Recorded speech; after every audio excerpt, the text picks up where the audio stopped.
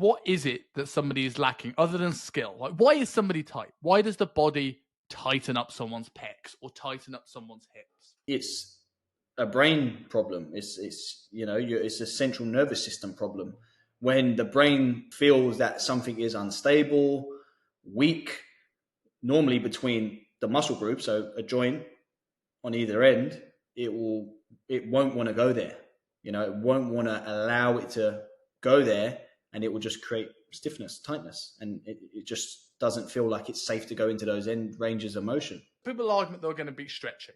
Now, yeah, all right, but as we've said, this is a nervous system problem. If our body doesn't feel safe in a certain range, then stretching alone isn't going to be the thing that changes that. So I think So Steve, it's been a while, and I thought there's an interesting topic here because there was a running joke you had for me for ages that I should just fucking squat. And I hadn't been squatting for so many years. And now I've started a strength program and I'm actually squatting. And while I still feel tight and locked in outside of a safety bar, I'm just kind of sucking up and getting on with it. And guess what? My squat is slowly getting better. So I thought it'd be interesting to talk about mobility and where this middle ground is between getting into positions and sucking it up and working around positions. So first off, how are you for the people that haven't seen you on the show for a very long time? And then secondly, what is your take on what mobility is and how do you look at it when a client is limited in certain areas? Yeah, no, I'm good. Thanks, man. Thanks for having me back. Always, man. I want to know what sort of stuff you're doing with your training, but you don't use it, you lose it, innit? That's the way it is. You don't use it, you lose it, regardless of what the issues are, what the problems are. You know what I mean? Basic. That's my belief anyway. Obviously, unless you're coming out of surgery or some shit like that. But no, I'm good. I'm keeping well. What was the other question about mobility? So when you have it with a client, what's your approach of it? What do you think? Like, how would you how would you define it, and then how would you look at it with a client? Well, mobility refers to the ability. You see that mobility, ability to move or be moved freely, yeah, and easily. So, like the capacity of an individual to the organism, the human, to move, whether that's walk, run, drive, swim, fly. I don't know what you want to do. You know what I mean? Movement, right? In the absence of constraints that may hinder or limit the movement. So, you know what I mean? Mobility, stability, that's what we'll go into today. How I approach it with a client, athlete, as always, it depends on what they need to achieve, right? Whether it's a 60, 80-year-old bloke who just needs to walk better because he's so hunched over and his stride is so short, he can't move. Okay, we've got to build the mobility so that he can function for life better, and then we work it out. Or whether it's a swimmer who needs crazy levels of mobility in his shoulders and elbows so that he can produce more power in the water, right? Because excessive mobility helps swimmers move better and create more power in the water. So it depending on what they want, right? I think that's the key thing, though. I think that's the key thing. With it is dependent because it's like we spoke there about your business, right? And you're in the position where you're making more money than you have done, and you'll manage to work 4 days, and there's still this. Well, what am I doing with my time? It's almost because we haven't set the expectations of what success is. There's always something, and I think people do the same thing when they're looking at being more mobile. It's just more mobile, more mobile, more mobile, more stable, more stable, more stable. And the way I look at it is like you have mobility on one end of that spectrum and stability on the other end of the spectrum. Mobility, movement of the joints, they're sort of passive in a way range, right? We'll come back to active range in a second. That if the more mobile you are, the less stable you are. People that are super mobile tend to be more prone to injuries. On the flip side of that, if you take the power lifter, who is super, super, super, super stable, barely ever gets injured, but goes in a very small sagittal plane range of motion. So where you fall on that spectrum depends on where you want to be. Some people, it's like, it's okay maybe if you can't get your leg behind your head because you're a prop forward in rugby that needs to be able to sort of get tackled, get hit, do a scrum. Yeah. So maybe put that goal to the side because it's not as important. Yeah. And if people get lost in this more is better approach to mobility at all times and actually could be hindering you. Yeah, no, I agree. Totally. Again, it's what's adequate for performing what you want to achieve. So again, it's goal dependent, activity dependent. You know what I mean? There's a big difference between how rigid, stiff, stable, and mobile a powerlifter needs to be at one side of the spectrum compared to a gymnast. You know what I mean? A performing gymnast. You know what I mean? We all know they need to be very stable, but more mobile than a powerlifter, innit? So yeah, you're right. It's a continuum, innit? Would you consider the Olympic lifter the middle of that spectrum? Because they'll have to be able to snatch, good overhead. They have to have good amounts of overhead range, extension. They need to have good thoracic mobility.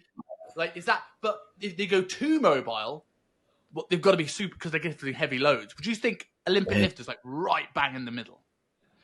I don't know. Like that's a really good question, and that's very thought provoking because, like, my experience with knowing and seeing weightlifting, I would say that the elite level and the best weightlifters, no doubt, genetically, they're gifted with superior mobility, whether that's joint anatomy and just natural levels of mobility. All right. But at the same time, they need to be stable, man. I don't know if they're in the middle, though. I would put them at the highest level of the elite, good performers, the mobility side. Yeah. That's what I would say. That's what I would think. What do you think about that? Would you put them in the middle? Yeah, maybe. Like, because obviously if they're too mobile, they're not going to have stability at these end ranges to catch a bar and not hurt themselves. But at the same time, it's a pretty big range of motion that you're going to need to go through. But you're not going through such a range of motion that you're going through the splits either, or doing these back bends or something like this. It is. Yeah, I probably would somewhere around the middle, maybe slightly more towards the stability side of it, but center right, but not much further than that. But so looking at this as well, I think your term "use or lose it" is a big thing, and I think that showcases the differences between us two. I think, again, and I've said this before, that I think I've, in some ways, genetically been giving a somewhat bad hand. Like, I think the Scottish deep hip sockets do not help my squatting, and it's always going to be a thing. I think I've mouth breathed ever since I was a kid, so my rib cage and scaps haven't moved very well. Yeah. But if you put that aside, or whether there's a genetic difference between us two, for sake of argument, because you have, for what you do, got a good strict overhead press, good squat, good deadlift. In the time where I delved a little bit too down the RTS wormhole, which I'm glad I did because I've learned loads that actually will help me help clients get more mobile now. But I think the problem is there's a danger in knowing a little bit. And the people that taught me knew a little bit. And the people I knew even less. So when I was going through these things, I stopped squatting because I was told, this isn't good for you. You're not built for that. You haven't got the active range to do that squat. Don't do it. So while that may have been good advice for that very moment, no one really had the progression plan in mind to get me back to a squatting pattern as quickly as possible, which means I lost that. And I think it's because progressions and regressions, and that's maybe another topic for another day, is one of the most complicated topics in the world. Because there's no such thing that really fits into this lovely, that's a progression from this. It's different. You really have to have a coaching eye for it. So I think I got stiffer and stiffer and stiffer of working with what I currently have, but never ever going to what was my capabilities. And you continued doing the patterns and got good and got rehearsed. And now I think I'm just now going into that again. I'm going like, right, let's try and unlearn some of this and see where my limitations actually are. Yeah, interesting. I do like, like the continuum of stability and mobility. It's all about finding a balance between the two, right? As we've already said, that's optimal for the movement and the function that you want to achieve, right? And I think a big part of that is to understand that different joints require different levels of each. So, like mobile joints, and then you have more stable joints, right? If you look at the two most mobile joints in the body, the shoulder and the hip, right? High degrees of mobility for large ranges of motion, right? And now if you don't have that, there's going to be problems, all right? Stable joints, for a foundation for movement to occur from. So stable joints, maybe the elbow, the knee, you know, the upper neck up here, the cervical part of the spine, stable joints.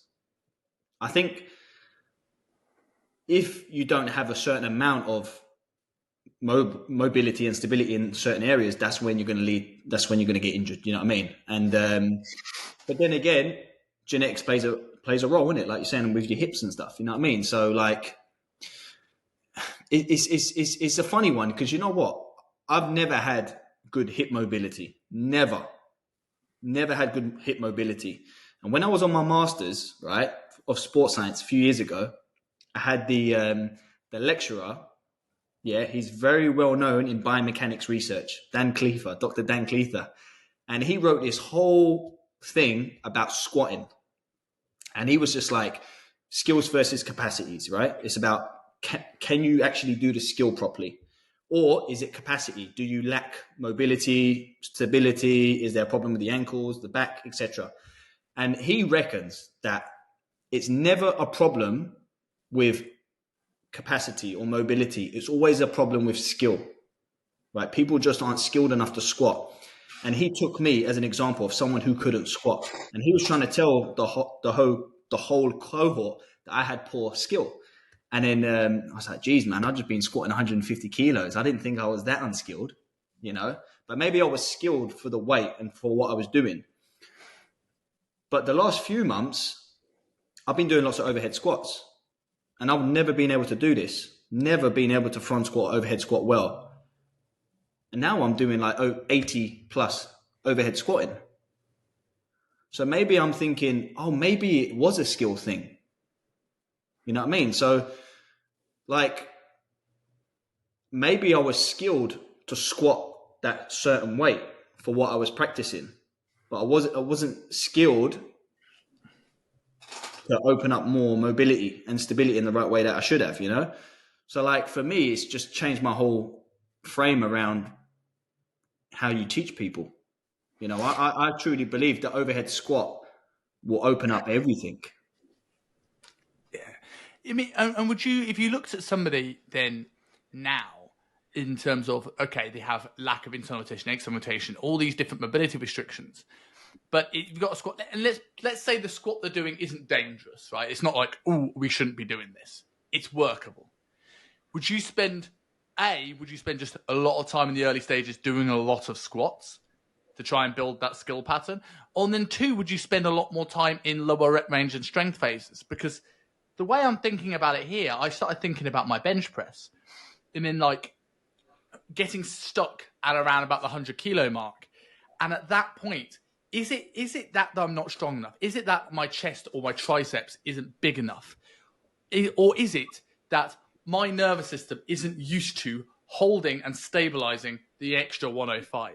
So it's actually a skill of being able to control a weight bracket that's heavier than the current weight bracket that I'm looking at. 100%. But that's cool that a lot of people don't realize, especially like clients in Gen Pop or athletes, they don't realize that lifting heavy weights takes a lot of skill and coordination. They think that they could just lift heavy weights. And that's why start positions and all that is so important, and technique, isn't it? You break down. But that's where you know, as the coach and your philosophy and your methods, that's where you may use, you know, overcoming methods like, you know, like you may unrack a heavy weight more than what you can bench. Or you may do, you know, you may use like accentuated eccentrics, like heavy on the way down, light on the way up. Complex methods, right? But they're for advanced people. The basic ones are building like, you know, technique up, innit? And developing the skill. So it depends on where the athlete and the individual is on their, you know, on their timeline of experience, right? Mm. Could you like, go on. I was thinking that just there, like we have this thing at the moment where, you know, when people talk about length and range stuff being more hypertrophic, and now there's this bunch of people that are coming out and saying that all the exercise mechanics people, reverse banding exercises are pointless because you should spend more time in that bottom position. I hate it when people say that, because it means, to me, it's they don't understand exercise mechanics. Because if you reverse band something, the whole point is that you stick more weight on the top, right? So it doesn't change what you're lifting at the length and range. If anything, it makes it harder at the top bit too. But that's a different argument. But then, if you looked at what the reverse banding potentially allows you to do, would there be an argument? Let's say you're doing a mesocycle where you're focusing on squatting and benching, and you want to get someone used to handling heavier loads. Let's say you have squat day one where you do, you do like a heavy pause squat. Right, so you spend more time at the bottom, get the skill of being in that bottom position. A little bit like what you used to do with your warm-ups. You go down, hold for 5. You go down, hold for 10. And then come back up. And on day 2 of the squat, same with the bench, you do heavy reverse banded squats and bench presses. Because then, not only are you probably lifting the same amount at the bottom as you were on day 1, but now you've got to get used to holding more weight on your back. You've got used to stabilizing the bench because now it's heavier at the top. Like, that's just off the top of my head of a use of reverse bands beyond manipulating strength profiles and more getting your brain used to holding that bench, but knowing that it's not a weight you can lift here yet, but it's like priming you for your next mesocycle. Yeah, that makes sense. Yeah, 100%. It's a method, it's a strategy, albeit a very advanced method and strategy. You know what I mean? Like, you know, that's the thing. There's so many methods out there, and using weights that are heavier than what you can lift, that's supra maximal loads. It's very, very advanced. So would it be easier though? Would it be easier though because it's a reverse band? Like if I was doing an eccentric hook or something like that, I would agree that it's a much more advanced strategy. But using the reverse band in itself would make it slightly more towards the beginner because you're working with what your client has available in terms of profile rather than against it, like a supermax. Like with your argument of supermax with eccentric chin-ups, right? That makes total sense because you're giving someone who can't lift their body weight 110% of their body weight. But like if like you've got somebody on a bench press and knowing they can lift more at this bit anyway, so like this bit becomes kind of pointless. Yeah. Like having that reverse band there actually works with what they've got. So maybe it won't be the most beginner strategy, but I reckon you probably go into that more than maybe some of the other overcoming methods. Yeah, I think so. Yeah, I mean it's a good argument. You know what I mean? And I think you could use that method. Yeah, definitely. I think it would probably work quite well. Yeah. Yeah. So when it comes to improving somebody's mobility, so we've mentioned a little bit about the skill aspect of this. In your mind, what is it that somebody is lacking other than skill? Like, why is somebody tight? Why does the body tighten up someone's pecs or tighten up someone's hips? Well, it's my understanding of it is it's a brain problem. It's a central nervous system problem. When the brain feels that something is unstable, weak, normally between the muscle group, so a joint on either end, it won't want to go there. It won't want to allow it to go there, and it will just create stiffness, tightness, and it just doesn't feel like it's safe to go into those end ranges of motion. So when you've got a brand new client let's take an average Joe sort of client that most of the coaches in this are probably going to have, or most people listening to aren't coaches probably experience. They're going to have tight rounded pecs. They're going to have tight hips. They have very limited hip extension. Like, how do you approach this? Because there's a balance here between, like, you can say, right, people argue they're going to be stretching. Now, yeah, all right, but as we've said, this is a nervous system problem. If our body doesn't feel safe in a certain range, then stretching alone isn't going to be the thing that changes that. So I think we're both under agreement that strength at end ranges is the answer. Now, but when we look at this person, I could go, right, we need to get into the lower traps. We need to get into our length and pec. We need to get into the glutes. But I can't get into a lower trap when I'm like this. I can't get into glutes if my hip extension stops there. So, how do you? Because this is what I think you're really good at in terms of like progressing phase from phase. Like, what's the order of looking at this for somebody like that, where you can actually go, right, well, I can't get into this. So one, how would I get into these muscles? Or B, what's my prep work? What's my GPP to get me there? Yeah. Yeah. You know what? Like, it really is a difficult question to answer because this is what coaching is all about. And this is what 10, 15 years of experience, this is what people get. Sometimes you just can't explain these things properly and put these things down on paper. And I'm sure, like, when you want to teach your cohort about this sort of stuff, I bet it's quite difficult to actually put down and explain to them your philosophy of how you do these things. Because and that's what it is. It's the coach's eye, isn't it? It's the coach's experience, it's the coach's eye, and then you manipulate, tweak, and then go. Because sometimes in a session, I have a client do, say, 3 sets of 10. The beauty isn't in the rep range. The beauty is in every set. It's just a slight tweak or a manipulation on chest position, torso position, dumbbell position, foot position, lower back position, breathing mechanics. There's just sometimes there's just a slight tweak depending on the individual and how they feel that day, their hydration status, their readiness, how the knee feels on the day. And I'm talking about like beginners all the way up to elite level athletes. They fluctuate so much every day. You have to auto-regulate things on a continual basis. And this is where every session is an assessment, so to speak.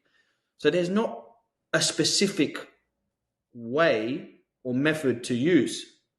I remember I trained a client this morning. She's got some of the craziest scoliosis I've ever seen in the spine, right? And really, really hypermobile shoulders and elbows. She was overhead squatting today. Last week, it was a pack of shite.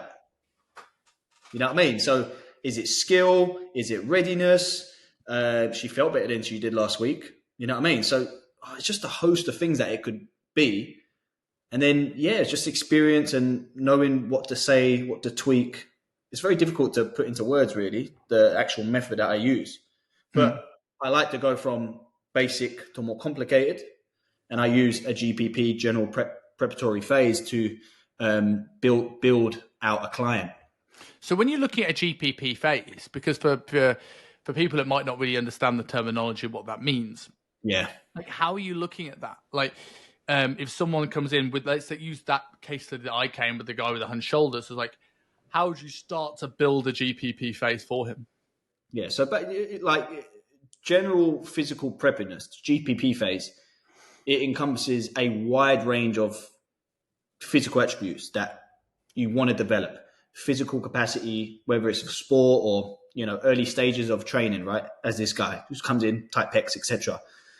But you want to do a few things. You want to improve work capacity. All right, that's number one. Improve work capacity, right? Which is higher volumes, lower intensities, maybe shorter rest periods as well. Okay, overall work capacity has to go up. Use variety, so use a bunch of different exercise variations to expose the individual to variation. Okay, you also control the law of accommodation, which is repetitiveness of a specific exercise. You create the foundation. Okay, so there's a saying in sports science, maybe even in personal training, the wider the base, the bigger the peak. Okay, so we use a nice wide base, work capacity, variety, so you can diversify physical skills, strength, endurance, flexibility, coordination, skill, agility, whatever they need to work on. Nice wide base, and then they create a bigger peak, whether that's for an amazing physique or good health or sport performance. And of course, GPP is all about injury prevention. So they're the sort of things that we do. So if I had a guy that had tight pecs, depending on his skill level and all that sort of stuff, I might actually get him doing some static stretching with some breath work around his training.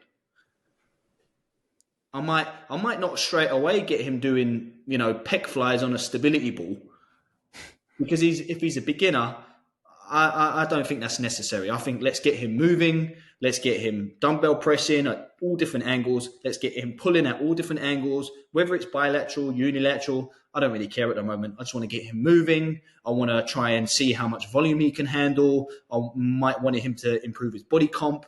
But ultimately, he does have to stretch a little bit more and breathe more and control his autonomic system. And then once it becomes a bit more pliable, then we can play with different strategies and methods with training. Yeah. That's what I would do. So Yeah, I would certainly agree with that, and that's some of the things that I'm a big component of as well. Is like I've got like 8 main movement patterns, which I tend to put in every beginner's program, right? Which is going to be horizontal push, vertical push, horizontal pull, vertical pull, bilateral squatting pattern, unilateral squatting pattern, hip extension, knee flexion. Oh, look at that! I got it first time. And at the start, people are going to need a variation of all of them, and then you take some of them away, and then you're going to focus on the few. And I think those are the things that are going to help people, because when I look at, if someone wants to take away some from this, the way I personally look at mobility, I look at hip and rib cage, and then I expand out. So you mentioned breath work there, you mentioned stretching, but it's like stretching, all that will essentially do is calm the nervous system down and temporarily give you a little bit more range than you had before. If I stretch my hips, if I stretch my pecs, and I just leave, if I just do a yoga class with no mobility, like no end range stability work, it's going to come back. And this is the reason why, if I had to go to a mobility class, I quite like, the reformers, like a hack squat on bands, springs. I think they are good because they very much are right. We'll stretch you in a position, and then we'll give you a strengthening, end range drill at the end of that position. So I can see people coming out of that with actual long-term change. So.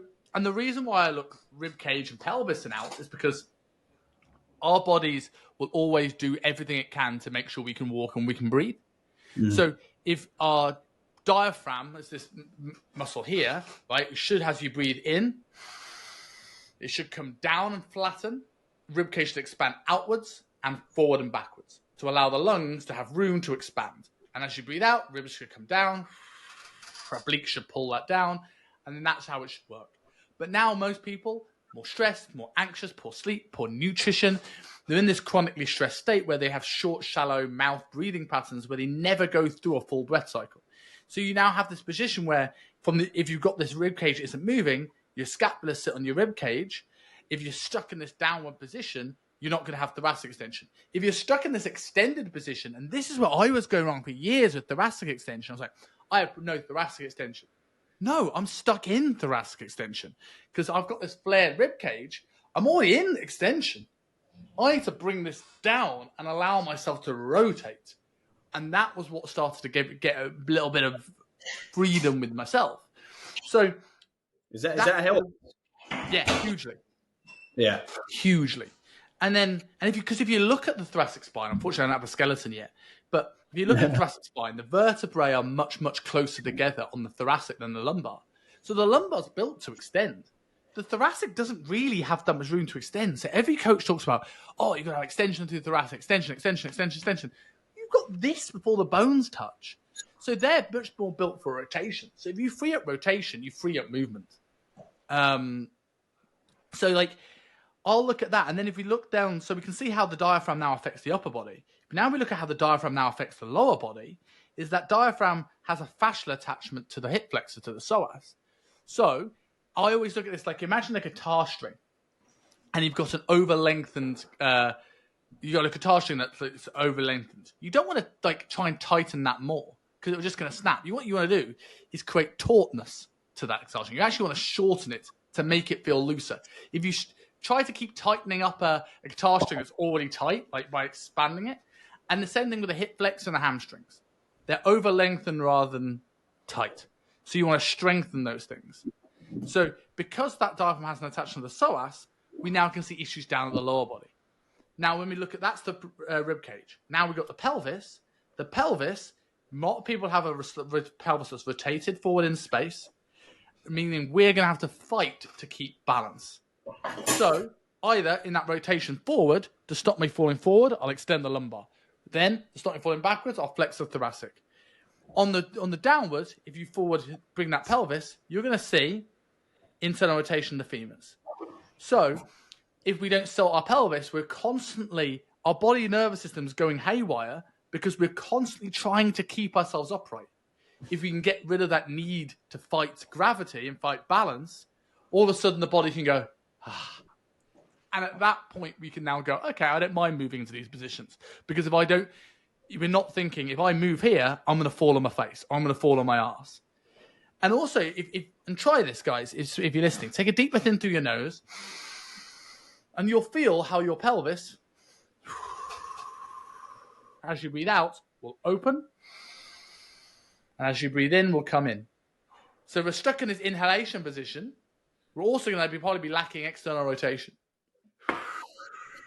As you breathe out, you'll feel that pelvis open up. So you can see how this breath affects everything. But, and here's the big caveat with this. Like, breath work's super interesting and has a massive ability to unlock so many of your problems. But how many breaths do we do a day? Right? Like, it's like trying to piss in the ocean and thinking, I'll make it yellow. There's just too much ocean. And this is where going back to what Steve says about the GPP phase is so important, because it's like, well, we're not going to outdo by breath work alone all our bad breaths. So we need to get in the gym and kind of get used to maybe breathing in positions of a deep squat, maybe having pauses at hip extension and getting the glutes and hamstrings in those positions to get stronger and breathing in those positions, and maybe getting into a bottom of a press and breathing in those positions. So we can get stronger at these end ranges in like stretching, calms the nervous system down. We come down, we hold this position. Our brain goes, oh, do you know what? We can do this. It's all right. We can relax into these positions. So it's that combination of sort of being able to deal with your autonomic nervous system and control that, as well as strengthen it when you're in that position to control it. Does that kind of make sense? I kind of went off on a big fucking mission around there. No, that was good explanation. And just partly on the stretching side of things, that's partly why, PNF stretching works, right? Because it manipulates the nervous system by activation and relaxation. You're just saying we need to go further and make it stick for longer by then practicing strength training in those positions, correct? Yeah, and I tell you what, if you ever get PNF stretching is good, even if it's on your own. Like you can go on and push into a bench with your elbow or your foot or things like this. But have you ever gone to a physio and they've done real PNF stretching? Because let's face it, it's your nervous system. You're never going to go to. You're saying you have tight hips, right? You're never going to go to the position where you really need to improve on your own self PNF stretching. You're just going to go, that's too uncomfortable. There's no chance. But when you get somebody who literally puts their knee in front of your knee in full hip extension and goes, push against me, you have nothing. And then they'll push you further and they'll go again. And you have even less. It's a humbling experience, but one that's game changing. I got a physio once a week because we had a deal with the gym below us in Hong Kong. And I tell you what, I miss. Shout out to Liz. Miss her, because I tell you what, I left those sessions feeling so much better. Yeah. And this is it. This is a big key. Like, if you do something, anyone listening, if you're doing something and you feel it's helping, you relax, you feel better, by all means, carry on doing that, because that's very, very powerful. And this is the thing, like the last 2 weeks, I've been doing a lot of static stretching just in front of the TV, hanging in positions, but my back's been so sore. Whereas one of my clients, she stretches every night and she feels amazing and she feels great. So I'm like, you know what? I don't care if it's working or not. If you're feeling better doing that and it gives you more confidence to move, run, walk, train, try things, by all means, continue doing it. Confidence is a key word as well, right? Because as you said, it's skill related. So if you don't feel confident in the move, you're not going to do the skill.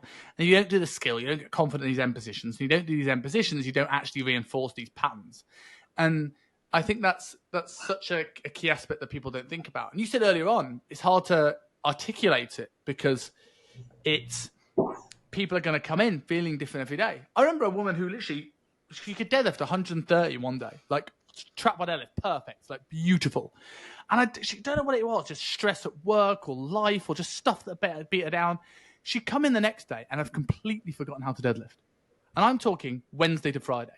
I've never seen anything like it. And like, she hasn't lost the skill. It's just her nervous system is so flustered that she can't think about anything. It's not just the deadlift. The deadlift happens to be the medium which we're looking at right now and the lens we're looking at this through. And you look at pain. We had Nick Daniel doing a guest speaker chat last week, which was unreal. But he talks about pain as being something that's unlearned. People have pain longer than they have an injury. And so a lot of it's like, well, you need to be able to get confidence doing the pattern that caused the pain in the first place if you ever really want to get rid of the pain. when you look at things like pain, you also can be looking at nutrient deficiencies. You could be looking at inflammation. So I get back pain. My back pain gets worse when I eat like rubbish. Whereas when I'm eating well and dieting, I tend to lose back pain. And I don't think about it until I start eating crap again and go, oh, why did I start ruining myself again?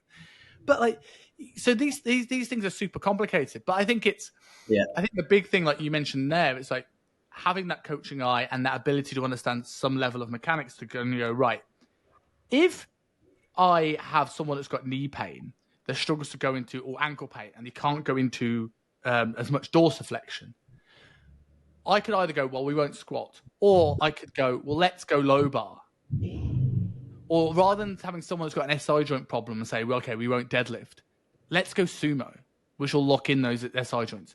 And if you can change the moment arms of an exercise to be in a position where we're not actually causing as much discomfort, but keep the patterns in place, then you're probably going to find it's going to be less of a backward step to kind of go through those and to come back and start squatting again. And you're going to have less pain than if you went, no, we're never going to squat and deadlift for the next 6 weeks. And now they're terrified of it.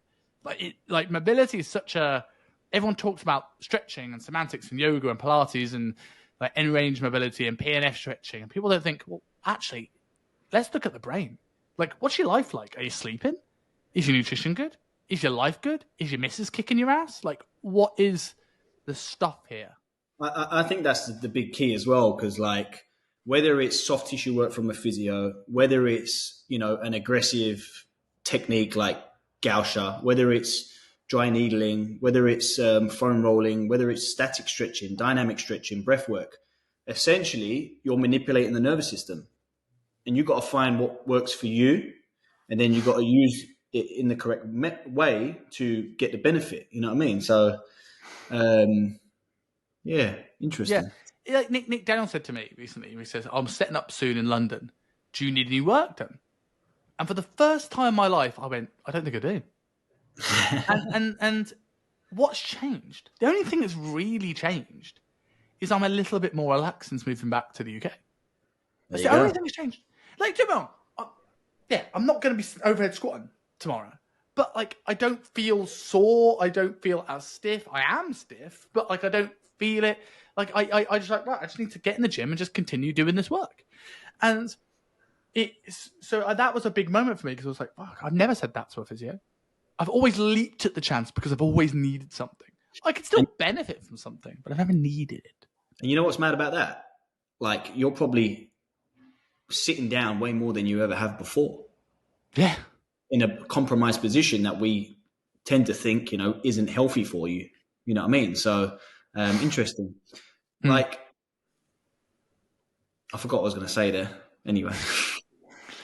Yeah, so I think that's the big takeaways of this. It's like, and you mentioned breathwork stuff. Then let's leave people with some tools to actually work on. So you mentioned you would give some people some stretching and you give people some breathwork tools. What are your go-to tools for people to do as homework that can sort of bring this stuff into place? So I think static stretching with breath work combined can be beneficial for some people. Okay. My thought process on that has changed. I think that can be beneficial for some people, just to help them relax, calm the body, calm the nervous system. So that could be hit 3 of the big basic muscle groups. It could be glutes and quads and hips. Yeah. And just hang out in a couch stretch, hang out in a periphemoris stretch, those 2, and just hang out for 60 to 90 seconds and just deep breathe. So piriformis being the 90-90? Yeah, it could be 90-90, or it could be leg up on bench, on an incline bench, or leg up on a flat bench, a bit more aggressive.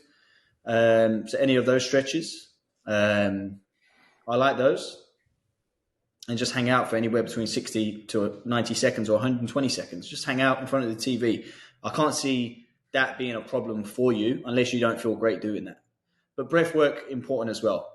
2, 3, up to 5 minutes of breath work. That could be all by itself, laying on your back. It could be laying prone, face down, with a ball on the tummy or on the hip flexors. So you're getting a little bit of soft tissue, aggressive work in those areas as well. They're the sort of things I do with breath work. So you mentioned you changed your mind on it. What did you change your mind on? Well, I never used to like static stretching. But Why so? just my experience doing static stretching, I would feel good, but then I would feel more stress and niggles the following day. So maybe I was stretching too long, stretching too aggressively, I'm already too tight. But a lot of my clients do a static stretching and they find it helps them. They feel better.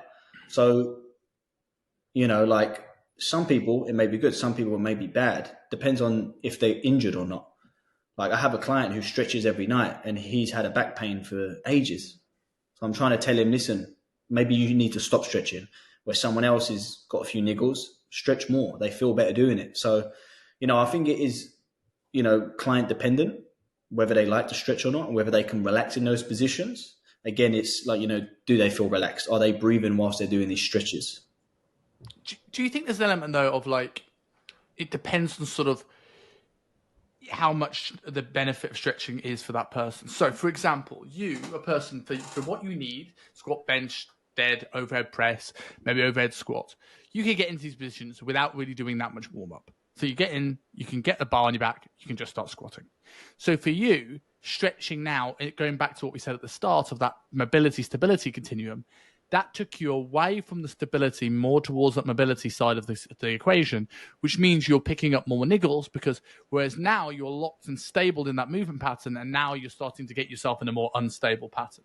Whereas your client who really benefits from stretching, they couldn't do the pattern, and the problem was the fact of the mobility restriction. So them stretching more just gets them to baseline, whereas it takes you away from baseline. Yes, and that's where it's skills versus capacities driven. So if they can't do the skill, then that's one thing. They need to practice the skill.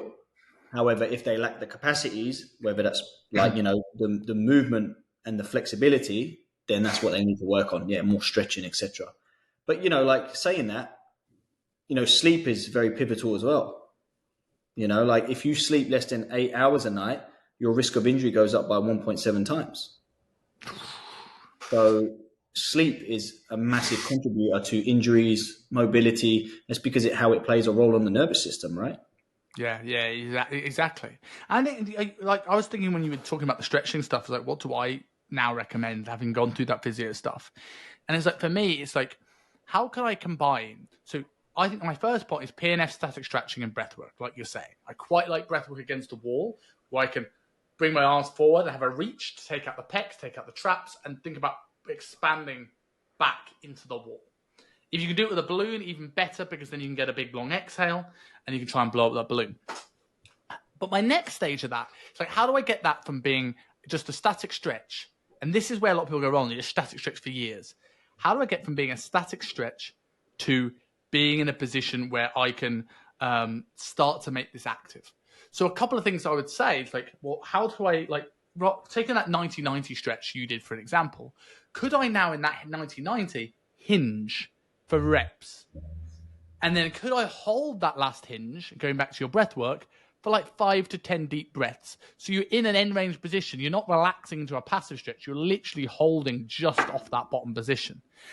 Could I do that? Or could I go into a hip stretch, like a couch stretch, but both feet on the floor, holding on to a couple of yoga blocks and actually moving the back knee up and doing reps of that? Like, how do I now get into a position where I'm moving through these end ranges rather than just statically pushing myself into end ranges? Yeah, I think that was a big game changer for me. Yeah, I think that's massive, like to do those sort of techniques and move through the positions.